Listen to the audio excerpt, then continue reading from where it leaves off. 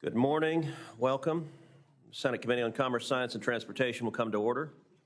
Today, the committee will consider two matters: the promotion of Coast Guard Lieutenant Samuel Hafensteiner to Lieutenant Commander, and the nomination of Stephen Bradbury to be Deputy Secretary of Transportation.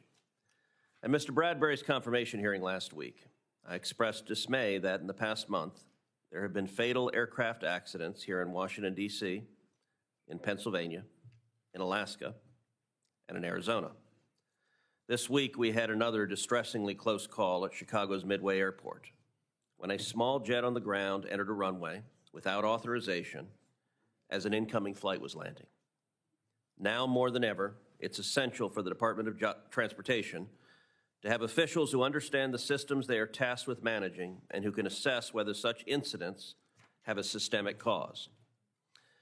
As the former General Counsel of the Department of Transportation, Mr. Bradbury will bring a deep understanding of how the department and our transportation systems operate. He is intimately familiar with the department's past attempts to address transportation challenges, such as aviation safety, and he has learned from his experiences. This background will be invaluable in his new role when he's confirmed. Mr. Bradbury is also a forward-looking and receptive leader. My colleagues have raised question about the role of outside voices at DOT, especially in light of Secretary Duffy's decision to invite representatives from external organizations to visit the FAA Air Traffic Control System Command Center. But as our nominee reminds us, it is often a good thing when bureaucracy is open to new voices and ideas, to new efficiencies. Otherwise, the tried and true approach will become tried and tarnished. It boggles the mind to think of an era of autonomous vehicles and artificial intelligence, and yet the FAA is still using paper printouts and floppy disks to manage air traffic. Mr. Bradbury knows that efficiency and safety go hand in hand. Consider one exchange from the hearing last week. We heard that newer cars are safer cars, but after years of mandates and overregulation, cars have become so expensive that the average car's years on the road is at a record high. So I'm glad Mr. Bradbury will similarly prioritize federal funding to infrastructure projects that provide the most benefit per dollar. Americans are calling on the political class to cut out the bloat and get back to the basics, like potholes and safety. For these reasons and others, I support Mr. Bradbury and urge my colleagues to do likewise. I now turn to the ranking member for her opening remarks. Thank you, Mr. Chairman. As you mentioned, welcome back to Conservative Chronicle. Today we're diving into some important discussions from the Senate Commerce Committee meeting where Senator Ted Cruz led discussions on key transportation issues. We'll be talking about crucial topics like aviation safety, the nomination of Stephen Bradbury, and the future of transportation leadership. Stay tuned as I break it all down for you. The Senate Commerce, Science, and Transportation Committee held a major business meeting, and at the center of it all was Senator Ted Cruz. This committee is essential when it comes to shaping transportation policies that affect millions of Americans every day. They covered some key issues that I'm going to break down right now.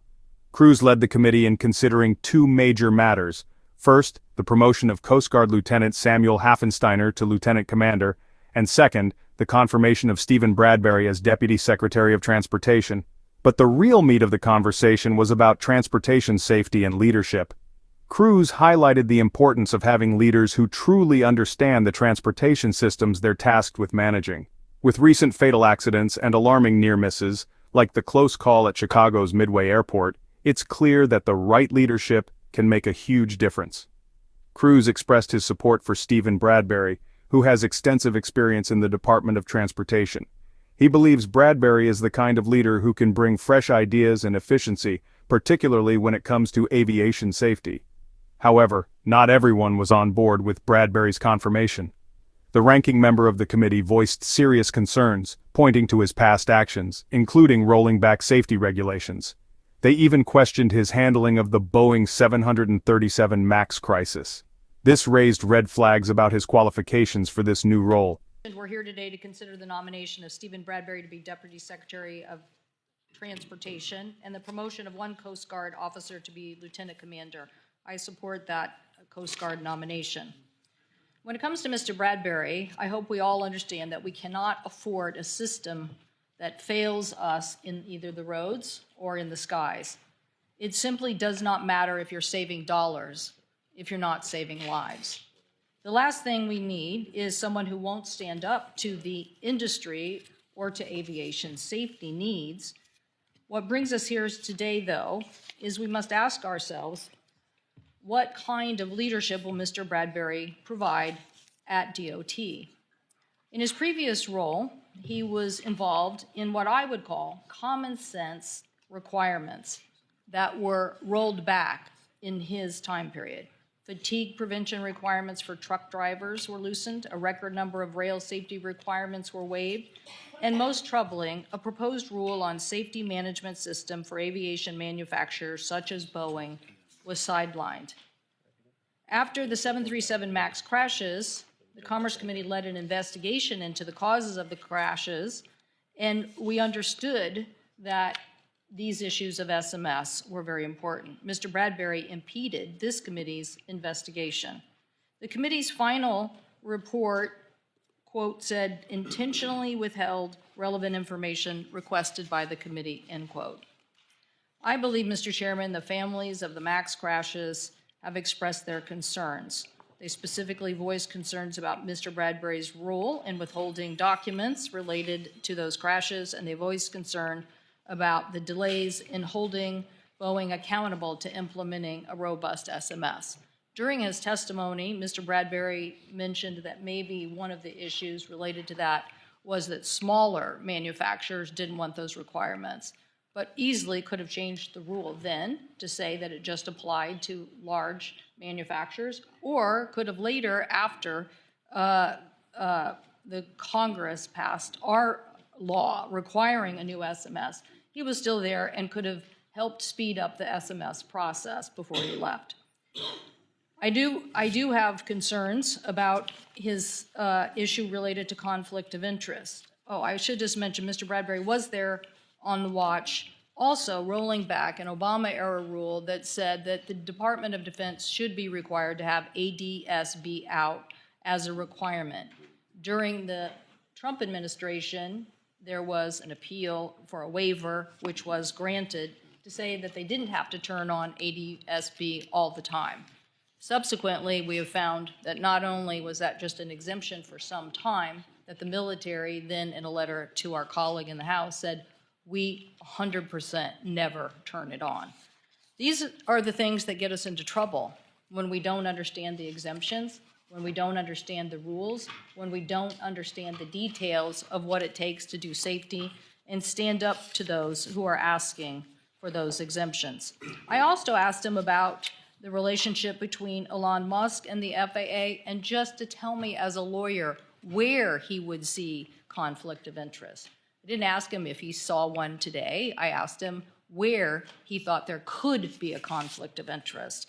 I was very disappointed in his answer because he basically said he didn't see, quote, the potential for a conflict. I do see potential for conflict, given that SpaceX launch licenses are at issue, and there could be times when Mr. Musk could intervene and demand for launch time. He clearly didn't like it when he was denied that launch time and then demanded that the FAA administrator be fired. I also believe that in the area of NHTSA, which has issued a recall of 2 million Tesla vehicles over concerns about autopilot feature because drivers failed on the work and ended up in crash tests. Tesla said they fixed it with a software update, but NHTSA is still investigating. What if Mr. Musk said, let's stop that investigation? So I find it perplexing that Mr. Bradbury couldn't come up with a few bright line examples of where somebody could cross the line. So I hope my colleagues will understand that we have lots of work to do on safety. I look forward to the hearing the chairman has scheduled on April 2nd, I believe, with Boeing and the manufacturer from my state to look at what we can continue to do as a committee to improve safety and work together collectively on this big priority. I urge my colleagues to oppose Mr. Bradbury's nomination, and I thank the chairman, and I yield back. Thank you, and I will say to the ranking member, I think she and I are agreed on the wisdom of revisiting the exceptions to ADSB out. And I think given the tragic accident at Reagan, there's a compelling case to be made there, and we may well see widespread agreement on that front. I recognize now Ranking Member Cantwell for a motion. Mr. Chairman, I move that PN10, the nomination of Samuel B. Hafensteiner to be the Lieutenant Commander, be favorably reported. Is there a second? Second. All those in favor say aye. Aye. All those opposed say no. The motion is agreed to. I recognize Senator Wicker for a motion. Mr. Chairman, I move that PN 13-2, nomination of Stephen Bradbury to be Deputy Secretary of Transportation, be favorably reported. Is there a second? Second. Is there any discussion? Ask a roll call. The clerk will call the roll. Mr. Thune? Yes. Mr. Wicker? Aye. Mrs. Fisher? Aye. Mr. Moran? Aye. Mr. Sullivan? Aye. Mrs. Blackburn? Aye. Mr. Young? Aye. Mr. Budd? Aye. Mr. Schmidt? Aye. Mr. Curtis? Aye. Mr. Moreno? Aye. Mr. Sheehy? Aye by proxy. Mrs. Capito? Aye. Ms. Lummis? Aye. Ms. Cantwell? No. Ms. Klobuchar? No. Mr. Schatz? No by proxy. Mr. Markey? No. Mr. Peters? No. Ms. Baldwin? No. Ms. Duckworth? No by proxy. Ms. Rosen? No. Mr. Lujan? No. Mr. Hickenlooper? No. Mr. Fetterman? No by proxy. Mr. Kim? No by proxy. Ms. Blunt Rochester? No by proxy. Mr. Cruz? Aye. The yeses are 15, the noes are 13. The motion is agreed to, and the nomination is ordered to be reported favorably. I would now recognize any members of this committee willing to wishing to make remarks. And thank you to everyone for being here for that markup.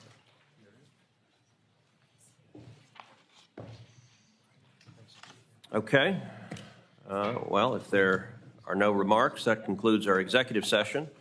And we'll move on to the subcommittee hearing, which will convene momentarily.